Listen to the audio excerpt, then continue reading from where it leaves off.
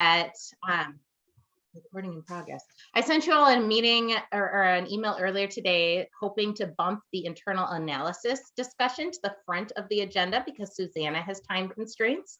And then Jeremy Williamson called and said that he also has time constraints. And so we're hoping to bump his item for the Rock Lake SWA to the very, very top of the meeting, immediately followed by Susanna's, and then everything else on the agenda in the order that it was written.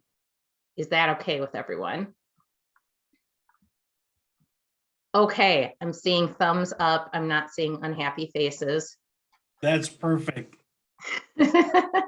Okay, so then in your meeting packet, what was scheduled to be the very last agenda item was the Rock Lake SWA.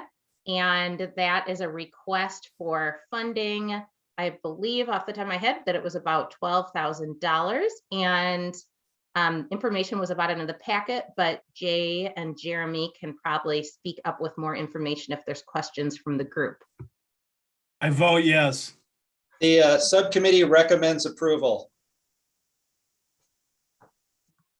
I had a quick question.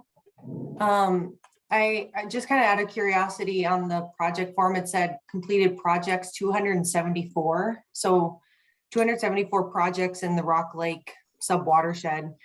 I was just wondering, do you have like a ballpark idea or ideas to the cumulative like load reduction achieved by the projects to date? That might be a typo. I'm pretty sure there's not 274 projects completed in the Rock Lake watershed. Well, I was like, maybe with cost share or they're counting No, I know, something. I do know, I've been talking with John Rhines a little bit, and I do know that he has done quite a few wetland restorations within that watershed. And I think last I talked to him, he has 6 more lined up. And so I actually have Lucas in our office working on, because we don't have spatial analysts.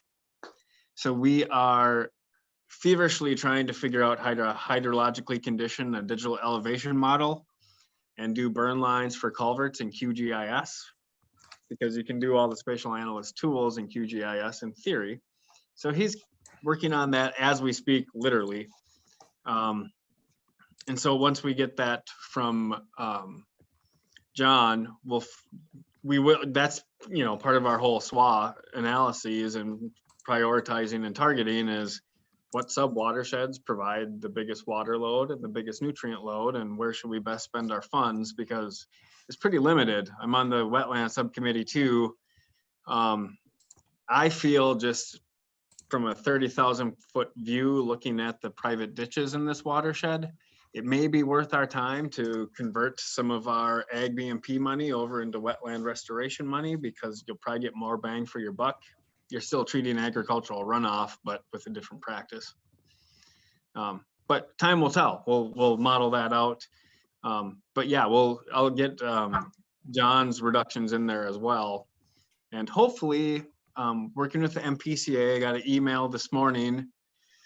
Sounds like we're going to get a bunch of equipment and hopefully some money for some water chemistry, so we can actually calibrate our models and get an actual, you know, get a real idea of what's actually going on and be able to go forward from there and really prioritize things. Did that answer your question? So maybe, yeah, as far as just like work completed to date, it's probably. It's not 274. And the reductions completed to date is yet unknown. Correct. Yeah, there's Okay. been almost no work done in that watershed. So. Okay. And Okay, thank you. modeling wise, I should say.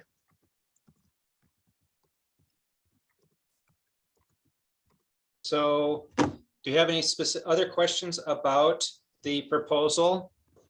As I mentioned, the subcommittee reviewed it. We've made some changes and you have the revised version based on feedback from that group. And the subcommittee is requesting or recommending the steering committee approve the request. I guess I just want to follow off on Emily's discussion a little bit. So it's just completed projects load reduction. Is that, Emily, did you take that as number of projects you think, or do you think that's the load reduction as far as pounds of phosphorus. I took that as both completed projects, comma, load reduction of those projects. So maybe you could revise it, delete 274, put the actual number, comma, unknown. Yeah, that would help me out as the fiscal. I would appreciate to have that information. And Emily will need that too. And we need that information moving forward for reporting. Yep, and that's easily doable. Okay. Like I said, I know John's done some stuff, and then I can work with Paul and Zach at SWCD to get what they've done and what they've completed in there. Thank you. Once we have that, then I would be fine with the project. I can take that to my board if approved by the steering committee.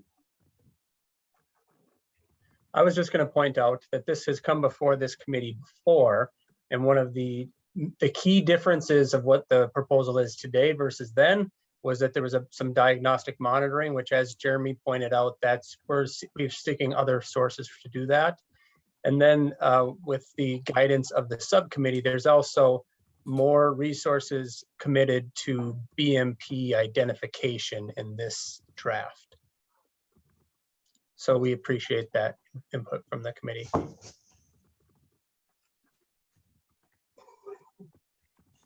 All right. Do people feel comfortable taking a vote right now? Can I ask a question? Oh, sorry. Yep. Curious. Hi, everyone. For people that haven't met me before, I'm Michelle Jordan. I'm the new board conservationist in the area. And so I'm newer. And so some of my questions seem a little silly. It's because I'm still getting to know some of the information. And so I'm just curious how this study sort of complements or builds on the work that was done in the TMDL and the RAPS previously. Sure. Jeremy is So- happy to answer that question.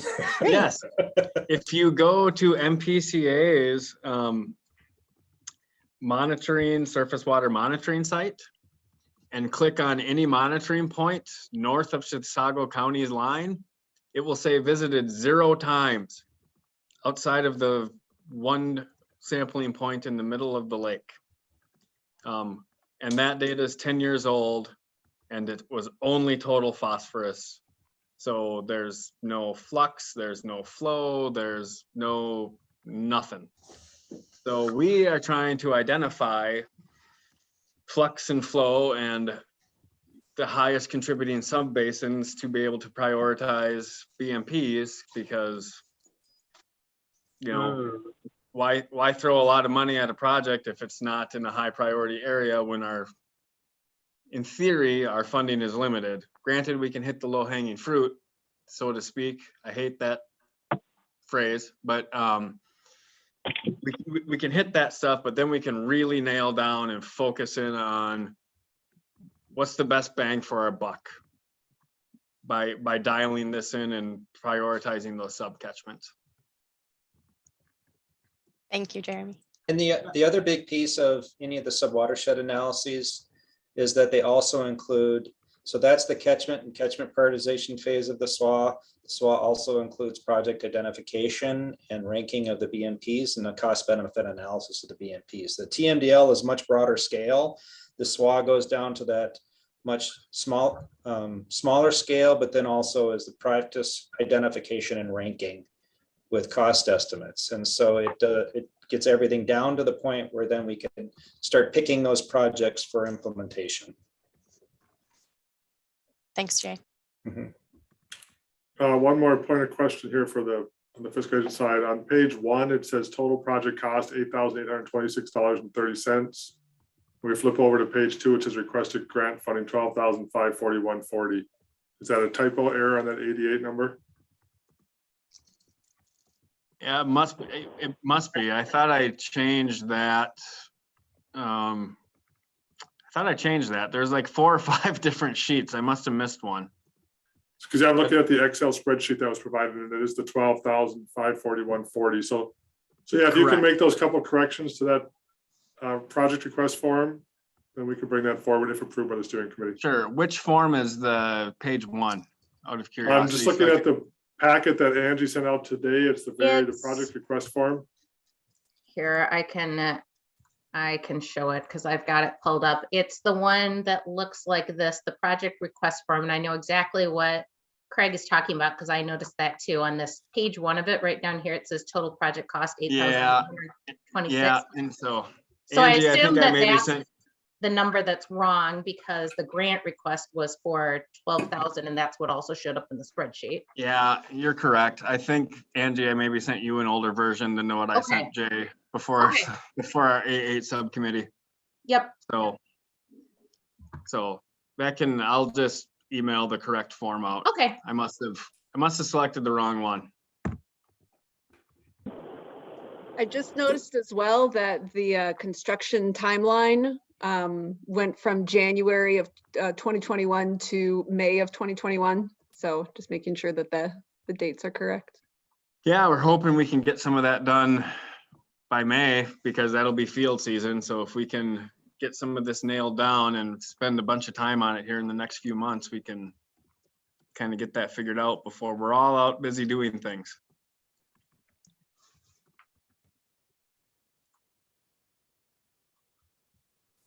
Just so I'm super clear, we have the spreadsheet that you sent out separately, Angie, and a separate tab does include the water chemistry, and that is not being included with this request, and it won't be included in the total either when that's updated. It's just this piece, and you're looking at 90% grant, 10% match. Is that basically what it is, or it's not? It's about $500 match or something like that. Yeah, there's some meetings, 1200? there's some organizational meetings in there that we figured we may have to do as a match. You know, talking to our county board, talking to any citizen groups, things like that. The chemistry is definitely not included. That was my mistake. I probably should not have had that in the same spreadsheet I sent out, but I also shared that spreadsheet with the MPCA, who is hopefully going to fund the chemistry. So when you're dealing with dual Sure. agencies, it's, No worries. Just wanted to make sure that I understood. Yeah, And correct. this one, just remind me, for the SWAs, do we have any match requirement or we're getting match enough elsewhere, Craig? We do not have a match component for this activity, so we can fund this 100%. Good question, Karen. Cool, thanks.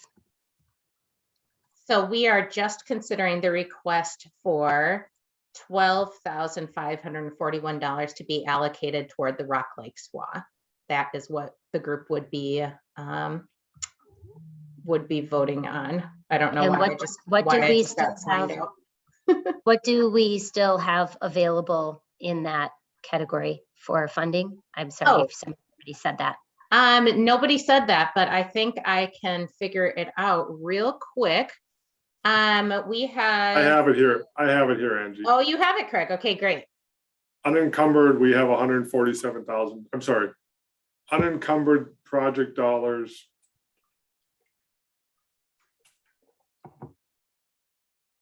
We have $87,000. Thank you, Craig. Yep.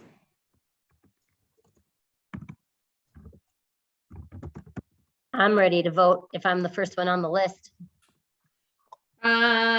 Yeah, are you, or is it Anoka? I think it might be Oh, Anoka.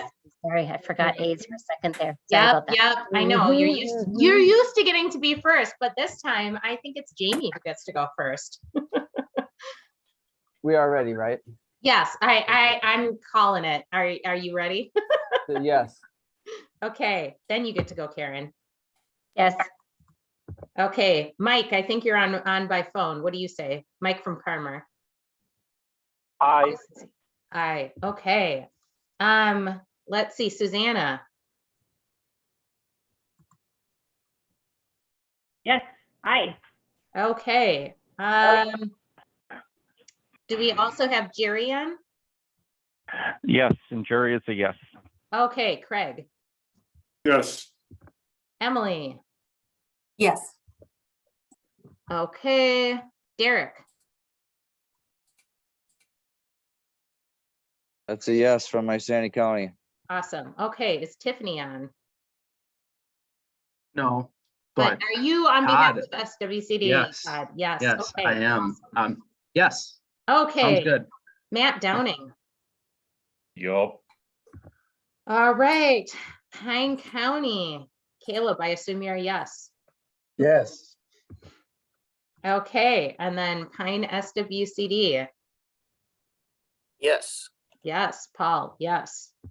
Okay, Matt Moore.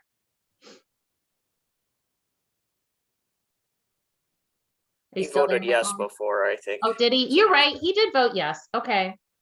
All right, Jamie, are you Sunrise River JPWMO also?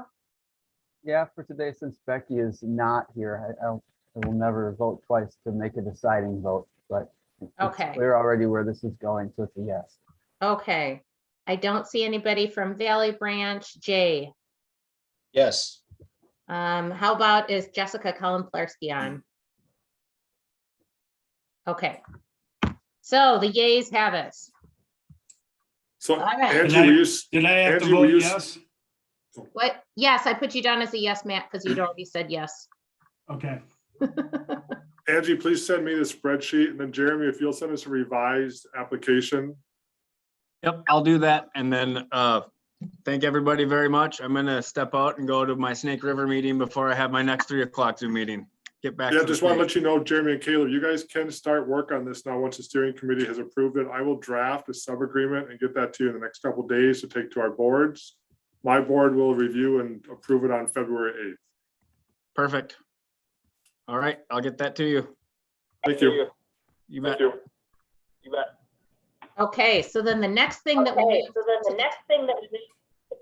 next thing we moved to the top of the agenda was the internal analyses proposal. Susanna, could you mute, please? Here, I muted her. I'm sorry, Susanna. I feel so mean. We'll unmute you as soon as it's your turn to talk. So the Forest Lake internal analyses, internal analysis proposal, which the A7 subcommittee is forwarding, is the next thing that we have moved to the very top of the agenda. And then I will mute and let Susanna talk about that.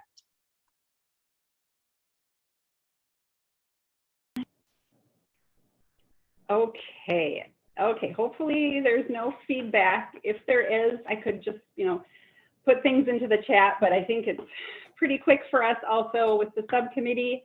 We recommend yes. funding okay, cool. We'll carry on.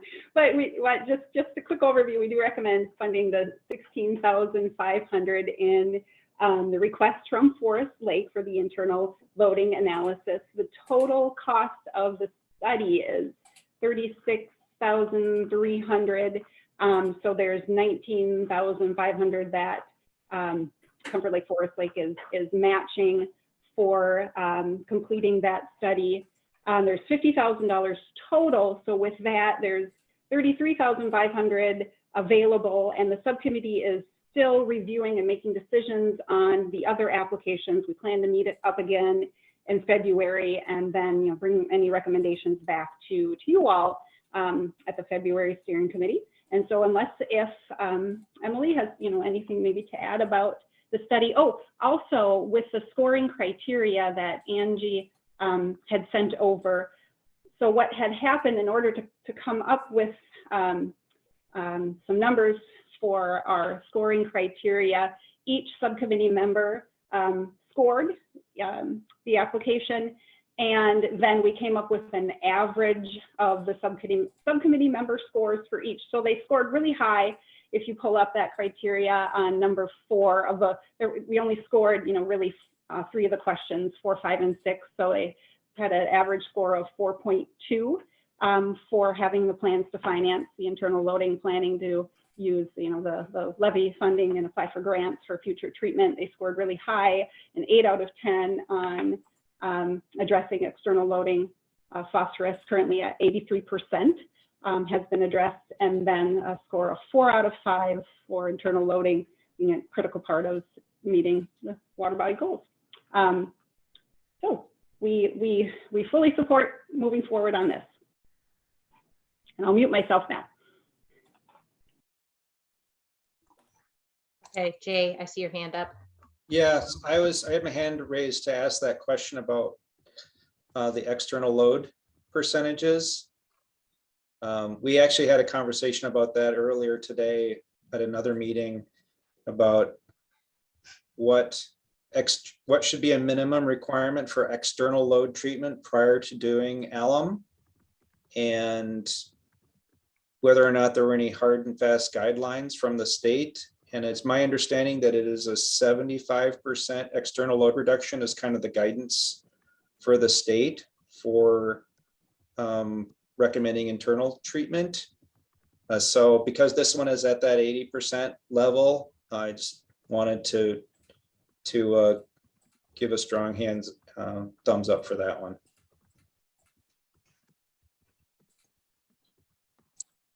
Okay. Emily, do you want to talk about it since it's your project? Yeah, sure. I just wanted to add, so yeah, that's good having that 75%. I was kind of curious about that too.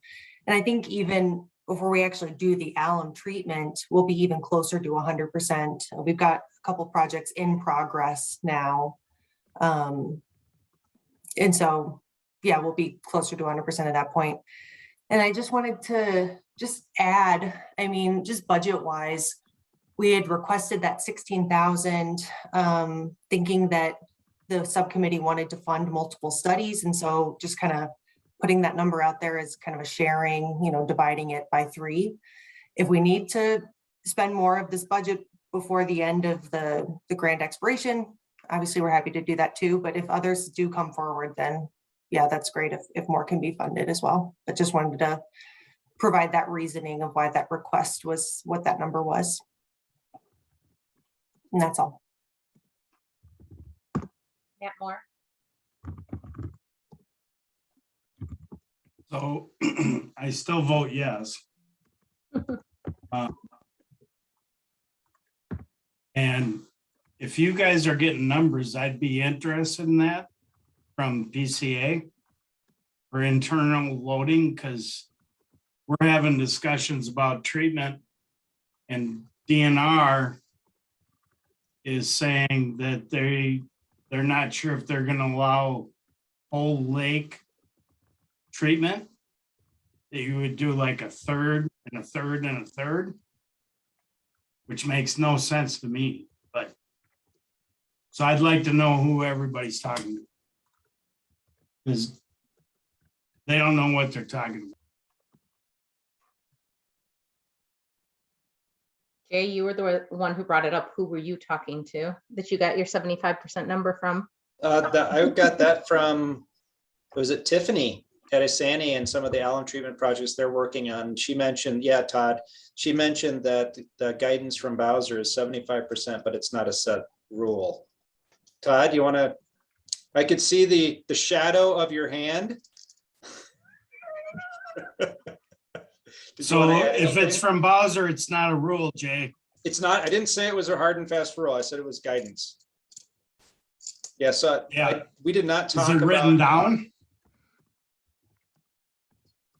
Actually, I was referencing what Tiffany was alluding to today. So Todd, do you know where that number came from? No, I don't, but I know it's strongly recommended. You guys probably know that to address surface external flow and phosphorus before you address internal loading. Are they using that as part of their grant review process? Is that a guideline for that? I don't know. I'm not sure. Michelle, do you have all the answers? I can chime in here. This is Mike Eisenstein. Can you hear me? Yes. Yep. Where are you, Mike? Just past Laurel, Nebraska. Oh, no wonder you're calling us. You're in Nebraska. That makes sense. If our group has. Oh. You know what, Mike? We could hear you and now we can't anymore.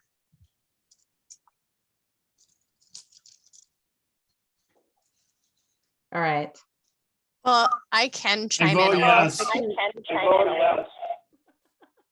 I can jump in too, maybe, to fill in what Mike would be saying as well, but our group is looking into that, what is that threshold? Is it 75%? Is it another number?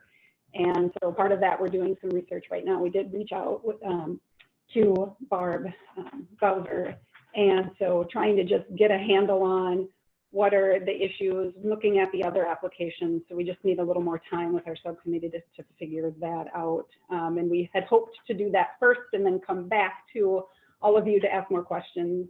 That was our plan to do that at the February meeting. We just wanted to kind of have some more information before we brought it back to the group.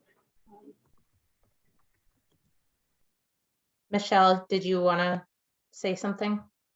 I was just going to reference that same communication with Barb, that some folks had reached out to Barb, and her response was that we at Bowser, we don't have a specific number. There isn't a hard and fast like policy number for what we'll accept or not accept, but it's definitely something that's taking into consideration. And I think in that email, I was trying to pull it up, but I think Barb references, like 75%, she'd rather see that than 50%. But again, it's not a hard and fast Bowser policy.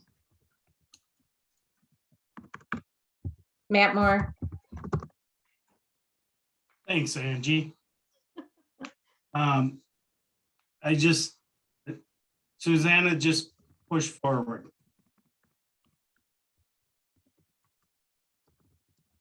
Okay, Jay. I think we really should set a threshold.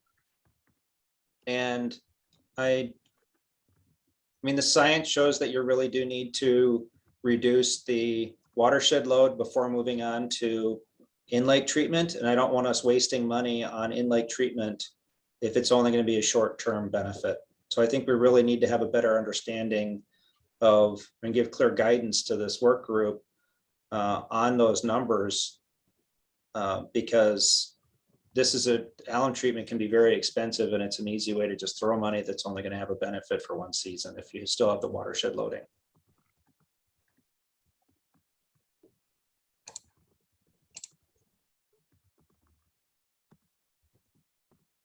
Yeah, this is Jamie. We've talked a little bit about this. Susanna, I think it's probably you. There you go. I did it. I muted her. Yeah, I'm largely in agreement here. The only reservations I have about a really hard number is there can be some other considerations that we might take and might think about. And morphology of the lake would be one, right away, a shallow lake versus a deeper lake, and how that might play into the long-term effectiveness of an alum treatment, whereas a deeper lake with less mixing but less external reductions might actually have a reasonable length of effectiveness to an alum treatment. Just some fine tuning of that. I don't know that we're going to run in a situation where a lake is at 74% and we really want 75 and we're going to say no because of that.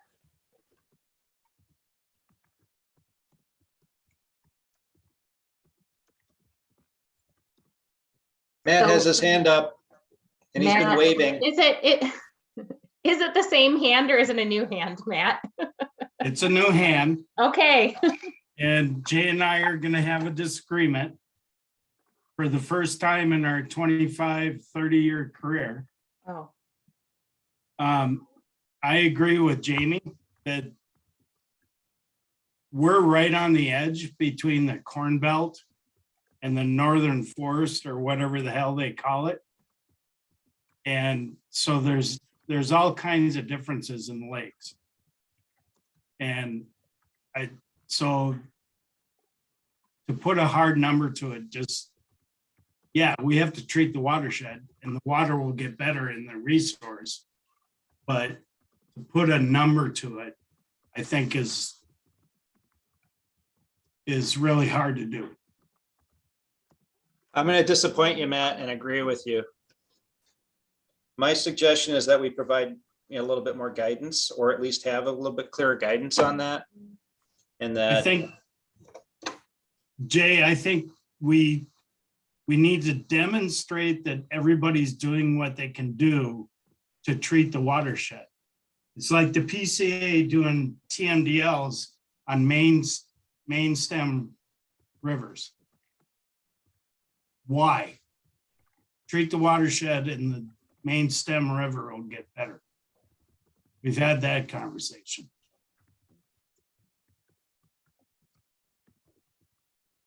Craig. I would just like to if we could, there's two questions here I want to ask. One, we kind of got off track here a little bit on discussion. And if we could get back to the request that is in front of us for the Lower St. Croix funding, that'd be great. And if we have questions, we want to comment or want to provide to that steering committee, I completely agree with that. I think we should continue that discussion. And then my second part is to Emily. You brought up a very valid point. You requested a third of the money because you're looking at funding additional projects. If we're going to be having a threshold that's maybe not obtainable by a lot of our lakes right now, are you going to modify, are you modifying this request today before we do an agreement between our two organizations for more than 16,500? I mean, that's a good question. I guess I wasn't really sure how to do it. I certainly could submit another request, or I was kind of curious to hear if the subcommittee had thoughts on that, or I guess if here the steering committee has thoughts on that. I just posted in the chat. I found a August 2020 publication from the Minnesota Pollution Control Agency titled Minnesota State and Regional Government Review of Internal Phosphorus Load Control. And I would just like to put this date on the calendar that it sounds like Matt Moore just agreed with the Minnesota Pollution Control Agency almost verbatim. So it was scary, but I did grab I posted the link in here and kind of gave the highlight piece is that there is no official threshold at this point in time, that we need to sort of consider it lake by lake. So Karen, that's why I should be a commissioner and fire everybody on the first day.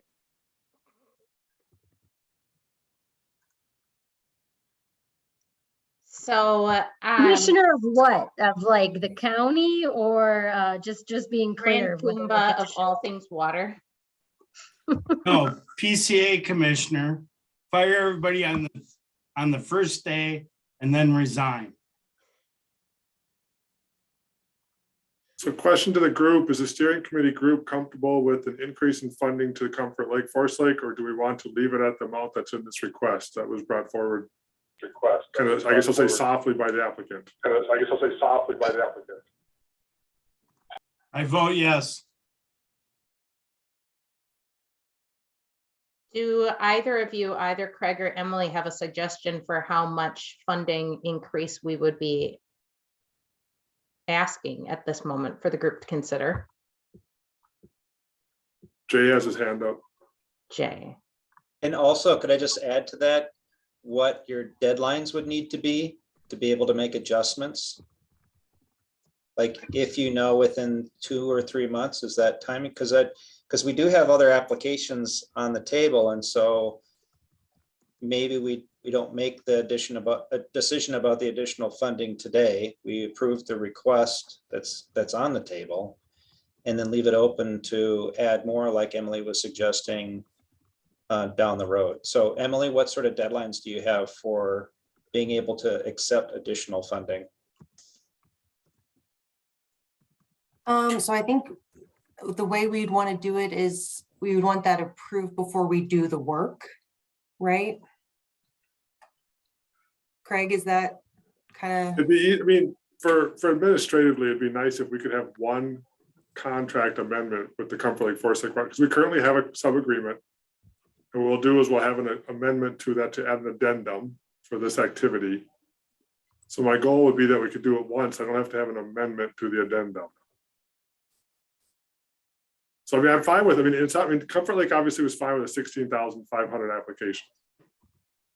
That was our original application. So I mean, just saying if we want, Emily did bring up I think originally we talked about funding potentially like 2 projects at about $25,000 a year, or $25,000 total, I should say. I just want to make sure we get this in one. I prefer to get this in one motion or one recommendation versus 2. So are you suggesting that maybe we recommend funding this at the $25,000 level because that's kind of the standard amount that we had proposed? I just want to make sure what we get done today is hopefully the final motion, and we can get one good agreement with Comfort Lake. I think Emily and I would both appreciate that. Yeah, I'm just looking for a concrete suggestion for people to vote on too. I'm interested in voting on the amount that's in the current amount. And I think then we should work hard to get a third application if Comfort Lake Forest Lake is able to fund this at this level, then I don't think we need to throw money away. I think we should go find another project to do. You note in the chat that Susanna made a suggestion that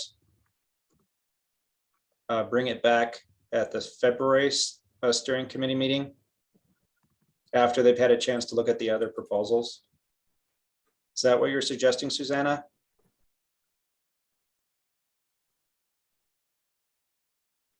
And I think that's a fair recommendation. And that, so then in other words, the applicant would have to withdraw their application at this point, or we can move forward with the application that's in place. That's probably a good policy that we should use it moving forward.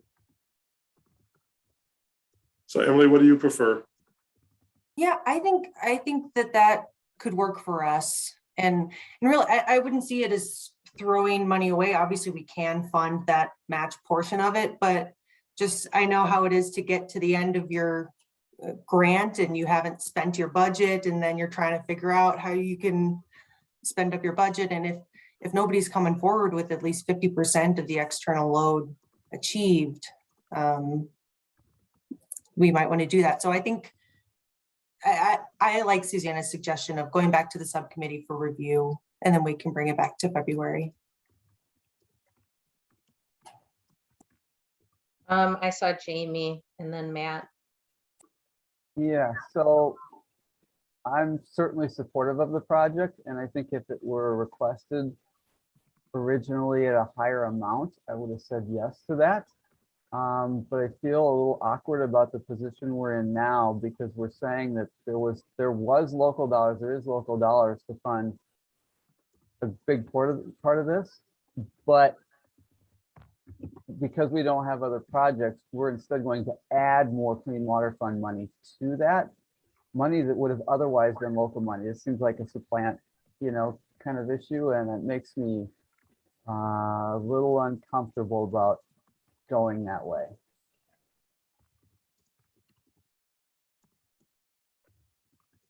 Yeah, I see what you're saying. How about Matt? I understand what you're saying, Jamie, but it's not supplanting. It's supplementing what a local unit of government is doing, which is something that the state can't do. And I think that we could put a not to exceed in there in the agreement up to the amount. And if there is money left over, then we can fund it.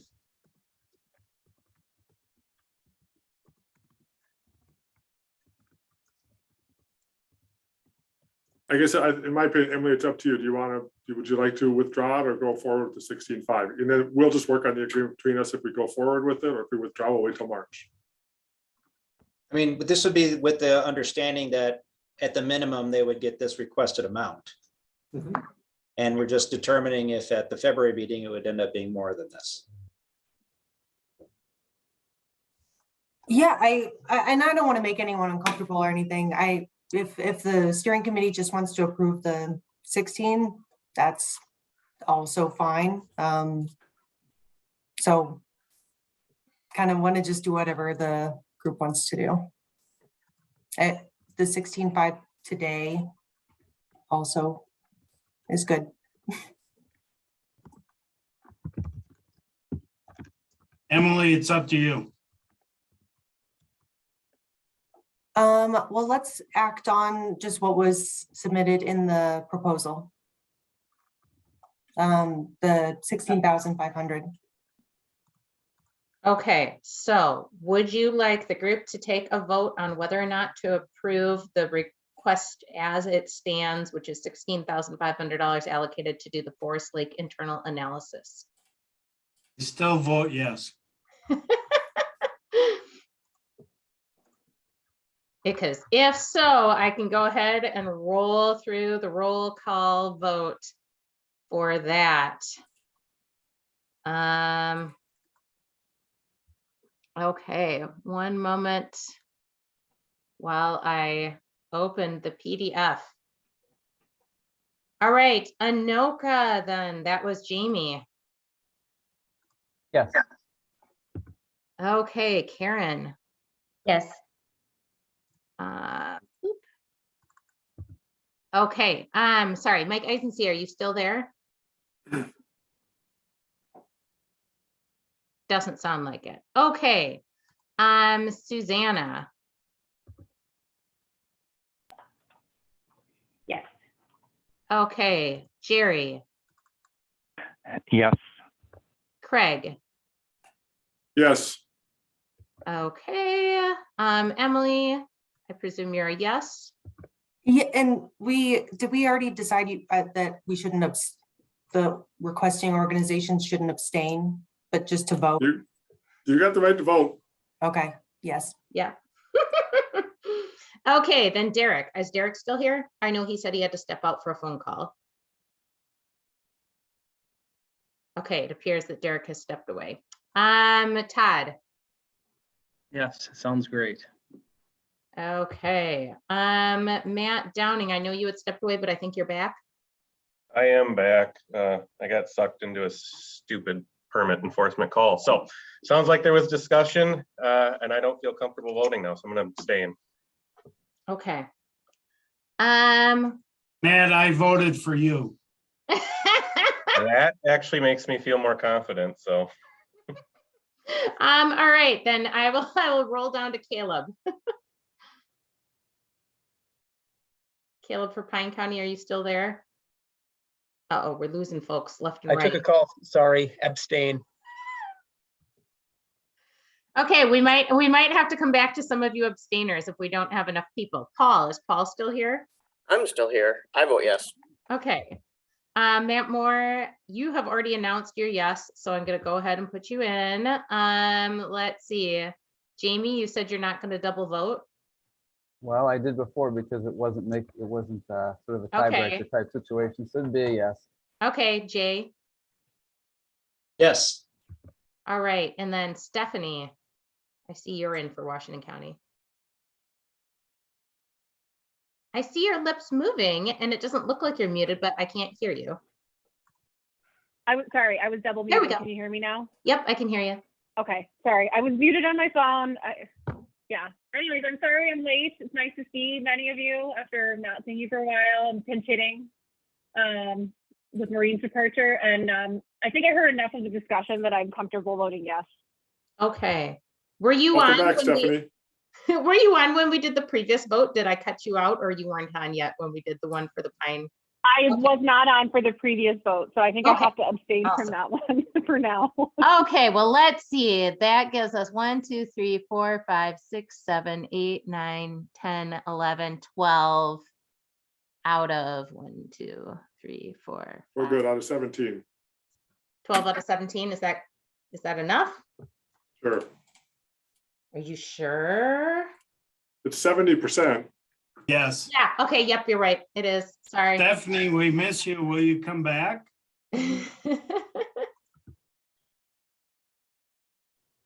Okay, so whew, all right, we made it through those first two project things to vote on. Angie, since we're voting on projects, can we just vote on the next one too then, since we're doing projects? Well, I think, what is the next thing that we need to vote on? We need to vote on whether or not to allocate money for the map update, correct? For which one? Request for Yes. approval to update the Lower St. Croix interactive web map and migrate the map to a new server. There Correct. is, I think that's the only other thing that we are voting on, correct? Okay, Yes. yes, I was gonna suggest the same thing for all the people that are doing phone calls in the background and desperately trying to get off to other meetings, then we could move that up. Hey, Karen.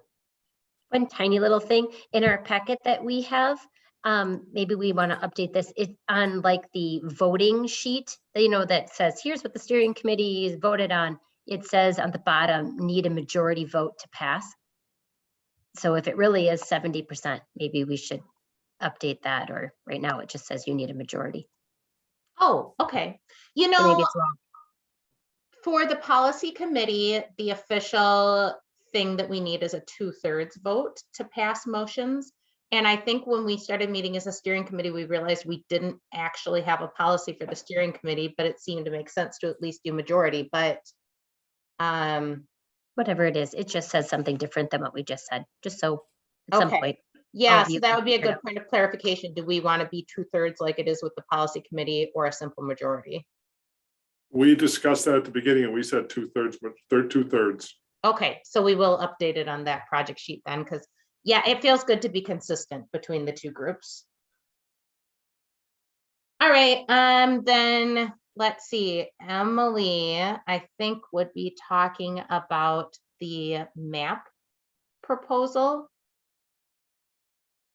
Yeah, I can introduce this one. So I think that we touched on this a little bit with the advisory committee about how we need to do our annual reporting. We're pretty much finished with our E-Link reporting for the grant, but part of doing that reporting, and as well, it'll be helpful when we do our reporting beyond the grant, is having some map layers to help all the various partners look at our implementation activities, cross-reference that with priority locations for those implementation activities, and figure out, is the project or thing that I did actually within this priority location? Some are easier said than done, just a handful. So it is creation of these new map layers and incorporating them into that interactive web map that's been around since the planning days. And then in corresponding with BAR about this, they brought to our attention that web map is actually going, that server is going out of business or something, but the data needs to be migrated to a new server. And then we also need to pay for hosting going forward. So not only is it this one-time project of creating the new layers, but then it's this ongoing expense of hosting that year after year. And so this is doable within the watershed-based implementation funding grant, not only our current one, but we can build that into future grant work plans as well. I think that's it. If Craig has anything to add. No, I appreciate it, Emily. Thank you for taking the lead on this one. And then as a watershed-wide project, we will have the agreement directly with BAR Engineering through Chicago CWC.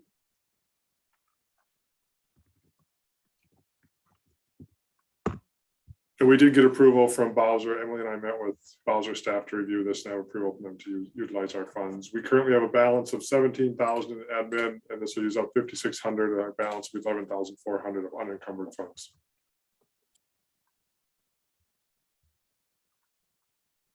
Okay. Are folks comfortable taking a vote on that one then?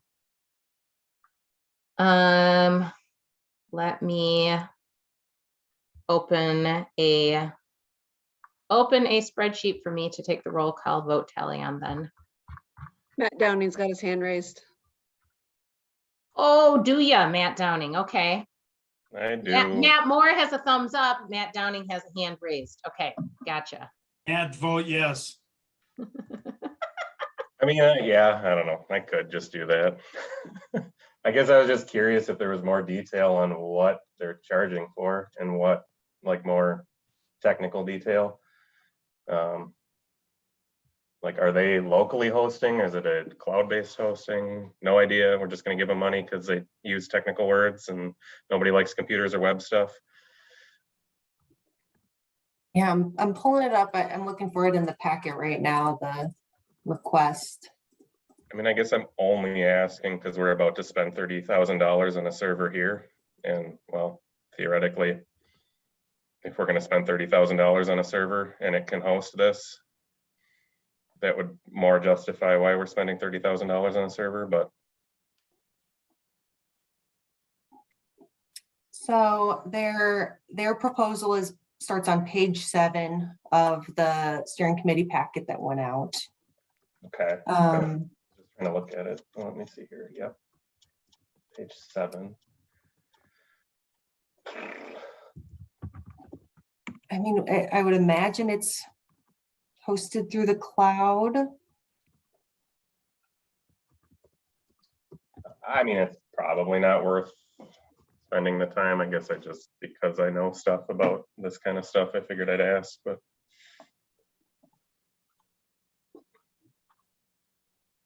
Matt, Well, Emily and Matt, I guess a question for the group. I mean, if we could have it hosted locally, I mean, is there, Emily, I know you want to get this going because of our annual reporting coming up. And so it's critical to get the interactive map work done. But could BAR do that work and then hand it over to Washington Conservation District if they're interested? Washington Conservation District could do the hosting, and if so, would there be a fee by the WCD to host it?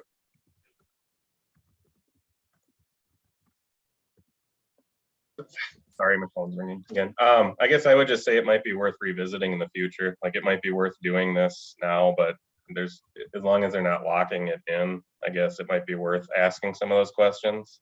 And that's more of a Jay question than a me decision. I don't know if Jay wants to go down that road, but I think at this point, in the conversations we had up to this point, it was more like, well, that's such a small amount, and we have so many things we're trying to do right now that it didn't seem like something really worth even spending the time going out for other proposals. So I think it was more of that this was the easiest pathway.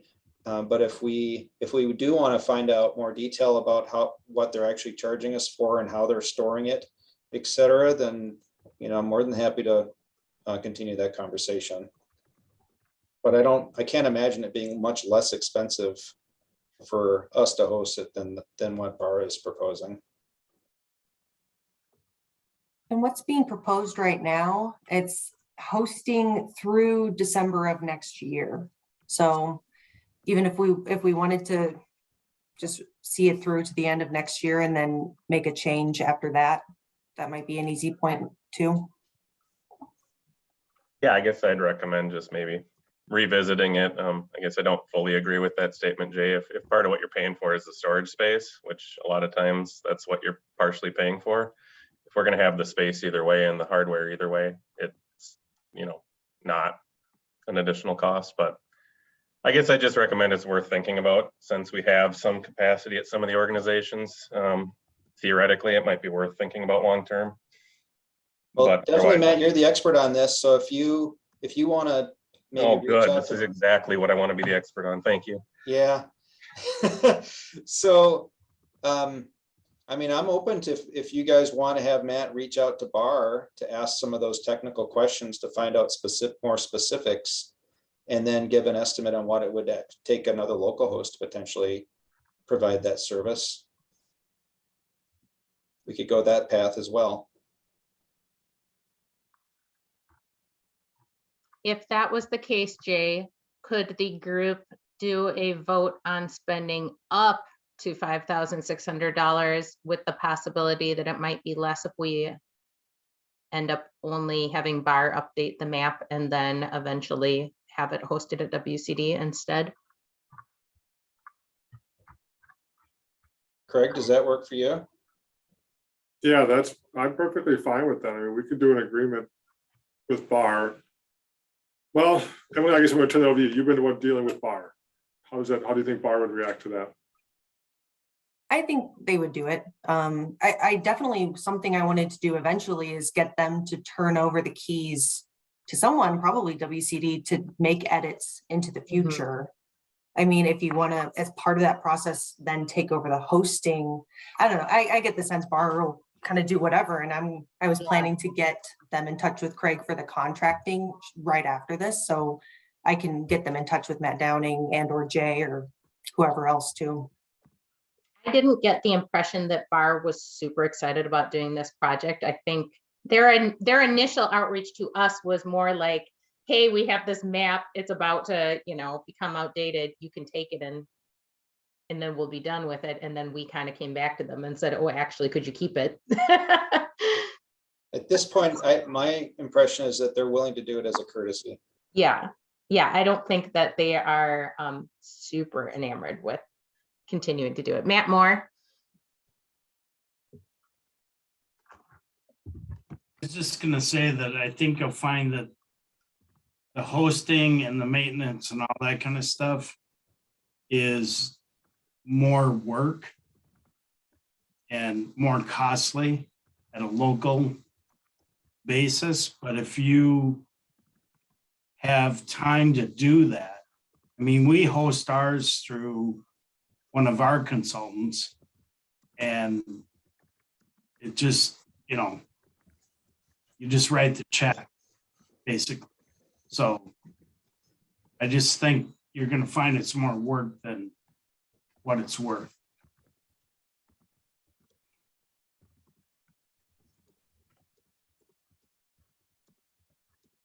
I guess my offer is more just to review and make sure that that statement's true versus saying it is or isn't. So I don't holistically disagree with Matt said. I just didn't see the level of detail in this where I could even make an informed decision. And that's how a lot of this stuff goes. But I obviously spend more time than I'd like thinking about these things. So my 2 cents. I don't disagree with you, Matt. Because this one came through the planning team, it's a little different. Could the group agree to spend up to the $5,600? Emily then puts Bar in touch with Matt and myself. I work in the agreement side of things, but Matt works with them. We for sure want to get the interactive map updated ASAP, correct, Emily? Yeah, and I wouldn't even call it critical, but I think it'll be very helpful because it's not a small task for partners to start looking at this annual plan of work and reporting. Yep. But then we could take a look as we're moving forward, because we're going to be starting to work on our next biennium with WBF funding work plan, and then we'll know, is this a task we're going to put in there under Bar Engineering or under one of the local partners, i.e. WCD? So that'd be my suggestion over the next few months we get this finalized. And I know that I talked with Rebecca, our district engineer, last Friday because we have a brand new project database for the Washington Conservation District. And that maps all of the completed projects and has all sorts of details on all the projects our office has done, like all 9,000 of them over the past 15 years or so. And I started wondering, well, hey, can we integrate the map data from the interactive map with our project database, to have an alpha omega map, and wouldn't that be cool? Yeah, I think that just brings up a good topic for our conversation about the next work plan too, about the project tracking database for the entire basin, which we haven't really decided how we're going to be doing that with all the partners yet. But We it's sparked the idea we in send my it to mind. Emily for her, we send it to Emily for her reporting, but there Yeah. may be some better ways to do that that actually we can then share with the public as well. Yeah, because it sparked in my mind the idea, well, as long as we've already created it for Washington Conservation District, how hard would it be to just expand the capacity to include the whole watershed and then integrate those 2 maps? And then we have this super slick reporting system that's very visual. So that's a I think bigger that term would be question. ideal. But could we right now, as Craig and I are suggesting, at least vote on the up to 5,600 so that we could at least move forward on just making the needed current updates to the map? Derek asked, are these map updates going to address outlying areas of the watershed like Isani and Pine County? I think I can address that. I think the answer is in some cases. One of them is groundwater recharge areas. And I don't know if we have that data is available. Basically, Bar's proposal is to take existing layers. And it's like, if you look at, so it's page 6 of the packet, the first line in our implementation plan is this, groundwater priority areas for ag BMP implementation. And it's certain parts of DWISMA vulnerability and certain parts of the pollution sensitivity to wells layer. And it's just like 4 things overlapped on top of each other. And so it's basically pulling that existing data, putting that into one map so partners can easily see here instead of like, oh, it's only this part of this map or that, or the watercraft is, within 15 miles of all public boat launches on zebra mussel infested lakes and rivers. So kind of having that, I think that data is available for statewide, cross-referencing the infested waters map and then putting a 15-mile buffer around it.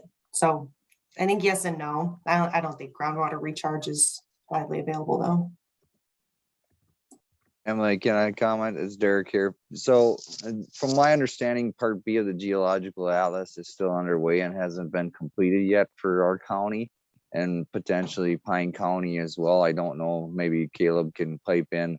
But I believe, isn't some of that information gonna come into this whole groundwater recharge implementation action? And if we're not, I don't know, my opinion is if we're not incorporating the whole portion of the watershed, what does this benefit the complete watershed other than identifying those existing areas that have been completed for this information?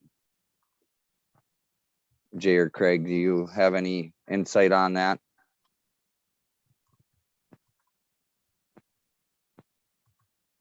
I mean, I think it gets back to what the purpose of the map is.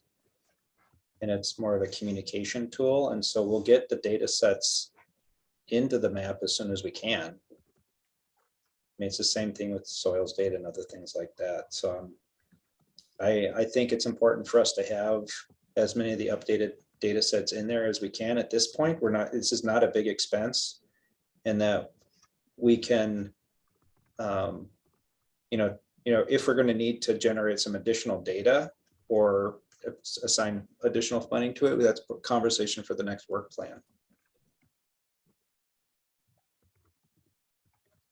Did that answer your question, Derek, or respond to your statement? I think so, in a nutshell. I mean, I get the whole data update perspective, but I like to see us going towards putting projects in the ground versus technology updates that I don't really see, that being a direct clean and water quantity and quality improvement under the watershed based implementation fundings. But I guess that's my opinion. I think it's important for us to keep having that conversation and make sure that we don't get caught up too much in some of these secondary activities. I think we're doing this because we think it's really going to help with our reporting to Bowser and also the outreach side of things.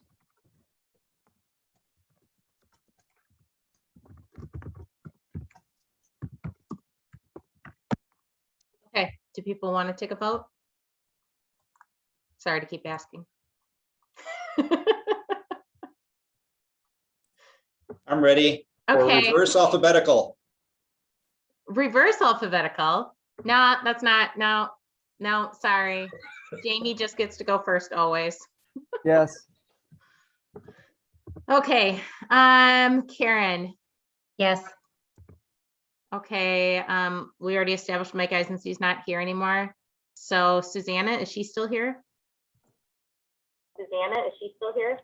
Yes. Jerry. Yes. Okay, Craig. Yes. Emily. Yes. Derek. A tentative yes. Okay. It's okay. You can vote no if you want to. Nobody's guess- forcing everybody to vote yes. If it's gonna help with the outreach, I guess I'm on board. Okay. Todd. Is Todd still here? Yes. Okay. Yes, I'm still. All right. Sorry, the little squares move around on my screen and then I can't always tell. Matt Downing, where are you at? Yes. Okay.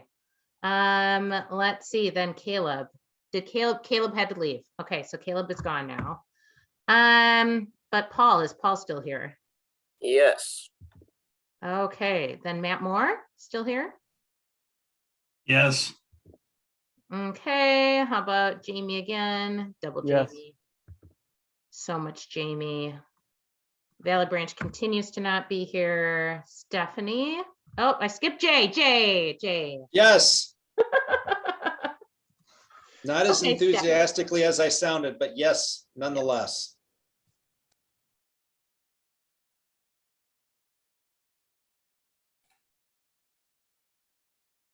Is it my turn now? Yes. Yeah, it is. Sorry, it was because I did it out of order. All right. Okay. I think that's everything. Angie, can I just summarize then? Can I just summarize? So I've got 3 projects going forward. I have an internal analysis study for Comfort Lake Forest Lake Watershed District for $16,500.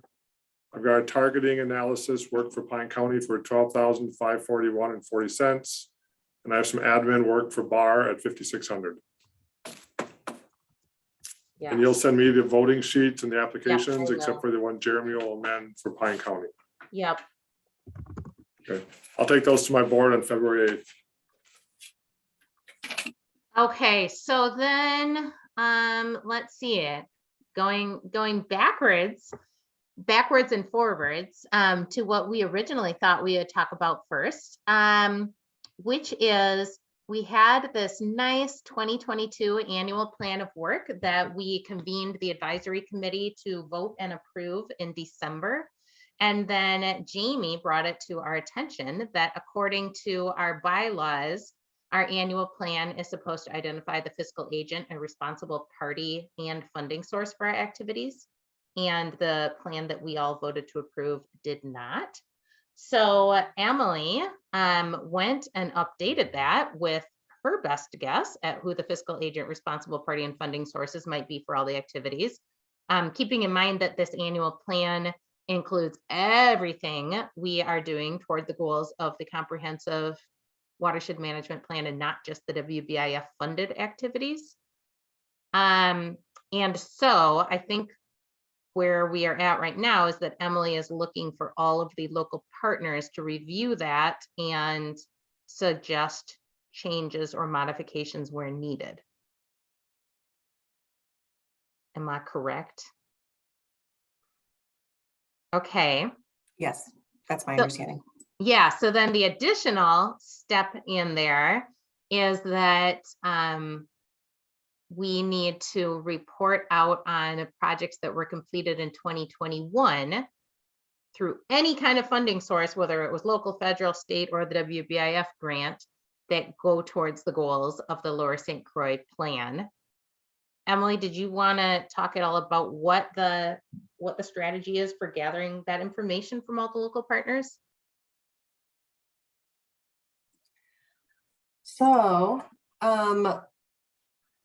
yeah, I think people can tell me if they disagree, but uploading basically that 66 line spreadsheet to a SharePoint, people can get in and, you know, just having columns add actual results where you can, and making sure it's in those prioritize or priority locations. So, I mean, did you implement any soil protection BMPs in a high vulnerability DWISMA area? Put it here. Like, that's kind of, it's a lot of, I mean, some are more simple than that, but I think it's really going to be a group effort for all the partners to look at what they did in the basin over the last year and put it forward and say, yeah, this aligns with this implementation action the partnership said it would do. It's much beyond what's just in the grant work plan. Emily, do you want dots on a map, did you say, or are we okay giving you, I guess maybe like a narrative for some of these things? Like we did X amount of these types of projects and they reduced by Y. I want to be clear. I don't think it's about what I want at all. I think it's about what does the partnership commit to, and what did we say we're going to do. I'm kind of helping get it together, but this is not being directed by me.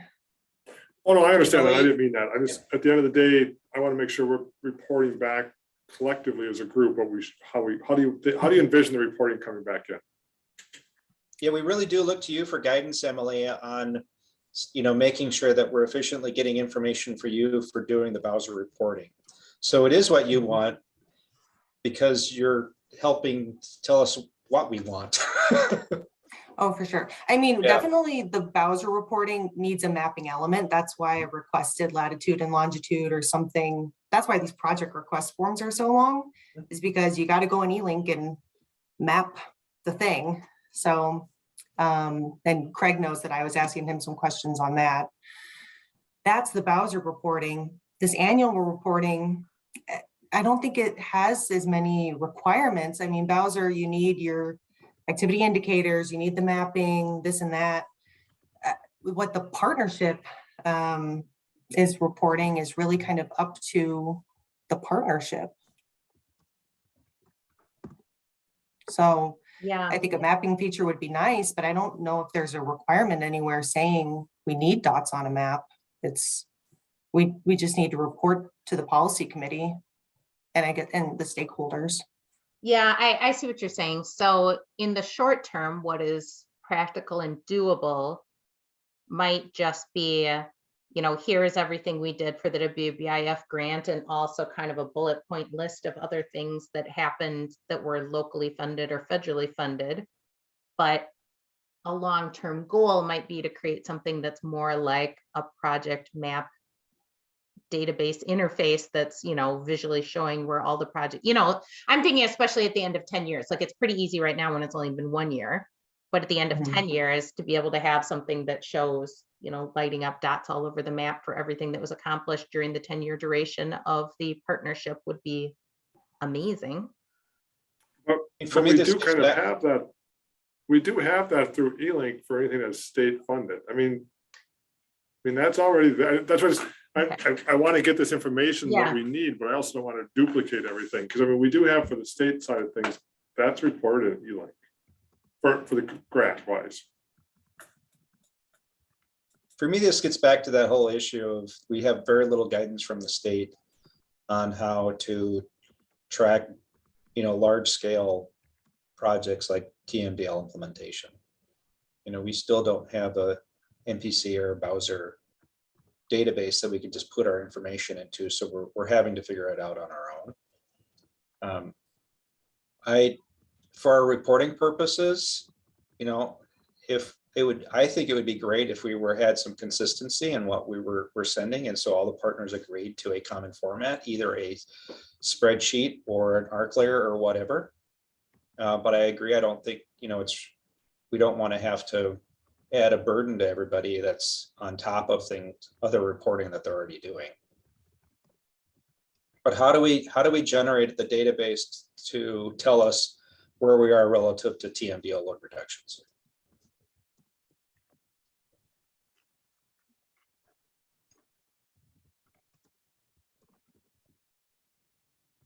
Yeah, I mean, that's the tracking our load reductions towards the St. Croix TMDL has been an unresolved issue since that TMDL was created, which was what, like 10 years ago?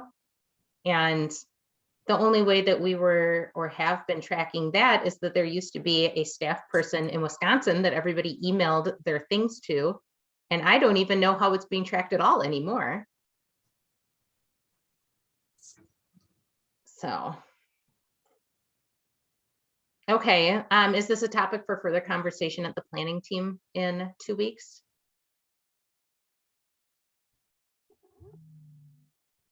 Derek asked if that is a good question for Bowser, and that is a question that we have submitted to Bowser and PCA for many years now. So yes, I think it would be great.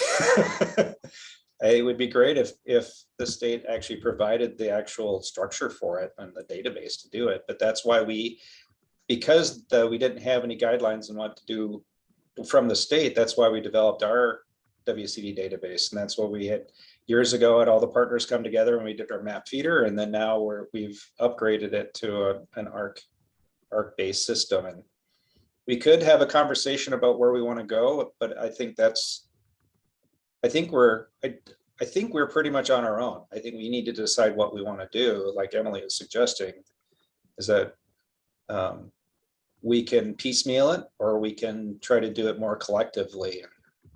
I don't know, if we look at the costs, thanks, Michelle. If we look at the cost for expanding a system like what we have to the basin, then I think that would help this conversation. Barbara, you're knitting your brow. I was looking at something else at the moment. Okay. So yeah, let's bring that back to the planning team. Then we can further that conversation. All right, Craig. I'm looking at the Excel file that Emily put together. That's a great start. And so my question to the group, or Emily maybe specifically, but if we took this Excel table, and I'm just going to grab the very first one, install BMPs on 2,200 acres that improves soil health and will reduce nitrogen and pesticide pollution to groundwater. I'm assuming it's Duisman areas, it's very specific. If somebody did a practice there, and most likely it's going to be an SWCD, maybe I'm wrong, but it could be SWC or ARC watershed district. They're gonna know if they did that utilizing that map. Couldn't we just put in a narrative then for year one? Can we have like an outcome or whatever for year one?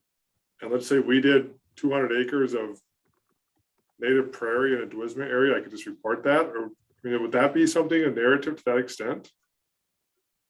Are you just picturing one more column on Yeah. the Excel spreadsheet where you stick like a little paragraph in? Mhm. That's what I was picturing. You'd say Chisago SWCD accomplished X acres of Mhm. this. I mean, yeah, it'd be nice if there was a mapping component to it and a whole database. I mean, that's a whole other thing though. That's how I feel too. I think that's the whole next step for right now for year one. I think it'd be great if we could at least get the narrative of what everybody did. You know, we installed X number of BMPs or did just going through that list if we had one more column. So yeah, let's take it back to the PT at the next meeting and kind of get a refined list. Okay. So in the short term though, we're saying that all of y'all should expect to have this spreadsheet be on a shared location in the near future and be filling in the things that you did in 2021, correct? Okay. So the remaining things on our agenda, and we only have 10 minutes left in our meeting, are subcommittee updates, of which we know that there is an agronomist who has been hired and will be starting soon. I got an email from Matt Moore about a project that he's going to be bringing to the Urban and Ag Projects Subcommittee, and will be coming forward to this group to review in February. Becky's not here to talk about wetlands. I'm not sure if there's any education updates. Are there any requests from any of those subcommittees to kind of provide more detail on any of those things? Or requests from the full group to know more detail about any of those subcommittee things going on? Matt. Yeah, I just wanted to introduce our project on Trout Brook. We just got, Craig, I think I sent it to you, but I'm not sure. The plans and the cost. I've not seen anything yet. So once you get that full proposal together, just go ahead and send that on over and we'll work with you to get a subcommittee meeting. Yeah, so we're looking at, right now we're looking at a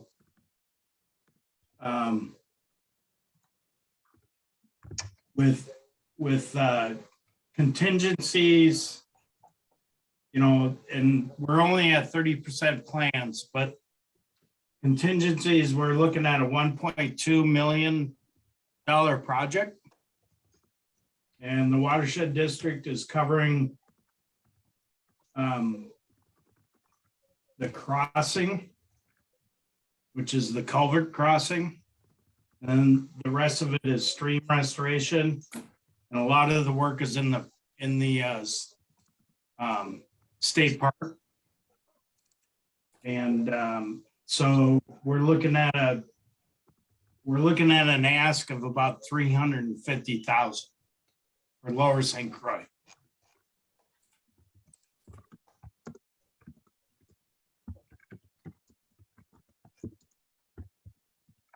And that includes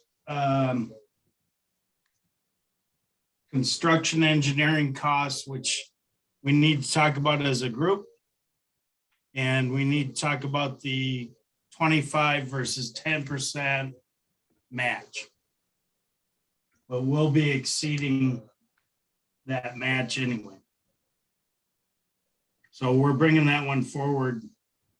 Just got 30% and we're moving on to 60 and 90. So hopefully get that one in the ground this summer. And then we're starting work with the county on a bunch of ravines that go straight to the St. Croix, down in the park and just north of the park. Jay, do you have anything to add? Not on that, other than I did talk to Rebecca earlier today, so about the collaboration for some of those ravines north of the park. And I've been out to the Trout Brook project, and it's a continuation of that impressive restoration project that South Washington did a couple years ago. And it's exactly what this group is designed to do, which is reduce sediment going to the river. Yeah, and the watershed taking the lead on it is a big deal because it is going to expedite the process versus having the DNR take the lead. Matt, I'm forwarding the email that you sent earlier today to Craig. And also I was laughing because I didn't notice until just now that one of your attachments was 18. The 18 megabyte file, I already forwarded to Craig, then it bounced back. I and know, said, that's what happened is I hit without forward, the it bounced attachment, back, and I was don't like, send well, it. how did that get Wait a Don't send the minute, 18 megabytes? Yeah, you Is that sent the an 18 plan set? megabyte file to us, Matt. Thank you. Yeah, it Is must that the plan set? Yeah. It must be, Oh. but I was more so just, it's the Trout Brook Restoration Phase 3 draft 30% descent. Yeah, it Yeah, must be. that's the plan set. Anyway, I was just more so like, dang, way to go email server, way to accept that 18 megabyte attachment. I didn't even notice how huge it was until it wouldn't go on to Craig. So yeah, Matt, I didn't receive that, and I did send you the email with the project request form and the attachment 3 you just have to fill out. So once we Yep. get all that stuff completed, then we can pull together a subcommittee meeting and start talking. Yeah, I about it. want to get a little bit further into design. We've already approved the contract, so Houston Engineering is working on the next phase, the 60 and 90% plans, and get into it a little more, we'll have better numbers. Okay. All right, so that should be going to the subcommittee and probably coming back to this group again in February. Does anybody who is on this call right now in the next 5 minutes want to talk enthusiastically about our brand new agronomist who's about to start, or about education, or any of our other topics? I have some 8 subcommittee updates I'll do quickly. Okay. Prioritization protocol process is underway. I haven't received the monitoring protocol yet from Comfort Lake, but I suppose I'll be getting that soon, from Blaine. Emily, do you know, what's the holdup on that? Or if there is a holdup on that? Yep, we're waiting for a final review from Mike, and then should be getting that out as soon as that occurs. Rock on, thank you. And I just heard from Casey that the rural protocols process is nearing completion, and Brian is working on the urban protocols with support from Mitch from Anoka. With Nearing regards completion might be a little stretch. We're working towards it.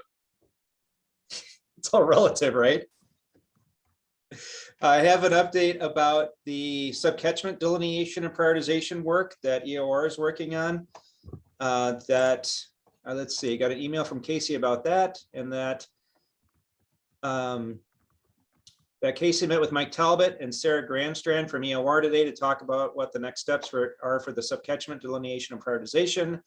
And they requested culvert and storm sewer data from the northern part of the watershed through Casey. And she sent what Chisago County has. Currently, there's no digitized data for Ascenti or Pine. They're planning to dive into it starting in February, and will hopefully be to the point of ground truth and culverts in mid-February. They're planning to have most of it wrapped up by the end of March and ready for use and ready for them to move on to the hotspot ID portion when we're ready for them to do that. So that's that piece of it. For the tree canopy assessment, Paula from EOR sent back the following note to Eisensee saying, we've been evaluating the tree canopy assessment methodology in parallel with another street sweeping study I'm working on. She hasn't started writing the draft protocol yet, but anticipate will be her main focus next week. And she asked if the February 9th is a reasonable deadline. And Mike said yes. And then as a follow-up to Jackie's question about using the most recent data for that subwatershed catchment delineation work, I asked Blaine to follow up with EOR about that. And the response from Talbot was, we are indeed, etc. So that's what I have for A8. Matt has his hand up about A8 or something else. So I forgot to add that Great River Greening has got 365,000 in that project through the big, I don't know, what's it called, Jay? The Big Rivers? Yeah, I don't remember the name of their big grant that they got. Yeah. Yeah. So they got 365 to go towards the project. That SWWD will be getting. Okay. Lots of match. I will No, hand not off as match, as implementation. for implementation fund, right? So Hey, let Joel unmute himself. I want to hand it say his off to words the out loud. you. Yeah, exactly. Joel, I feel terrible. It's like, okay, in the last 1 minute of the meeting, could you tell us how excited you are to work with us? Oh no, but we can't hear you.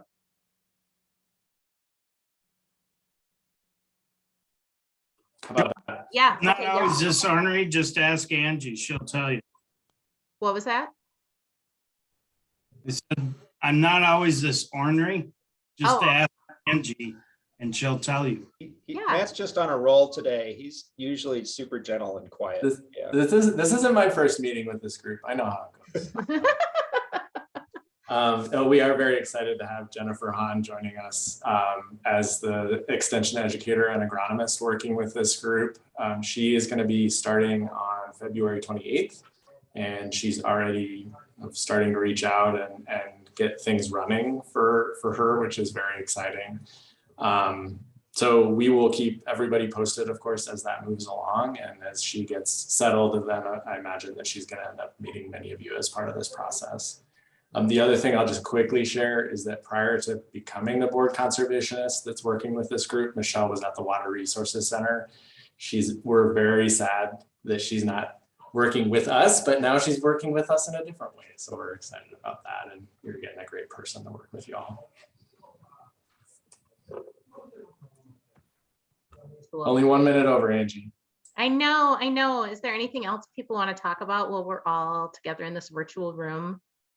Angie, is there a chance that Joel and Jay and I could stay on and have control of the meeting to talk briefly when we're done about something different about the A1 position? I think so. We don't need our Zoom account until 4 o'clock, right, Barbara? Yep, then we'll just stay on. Okay, so here we We're on go. until 5, so. I just assigned a hostship to Jay so that I can exit the meeting and no longer be in it. Yeah, so on that note.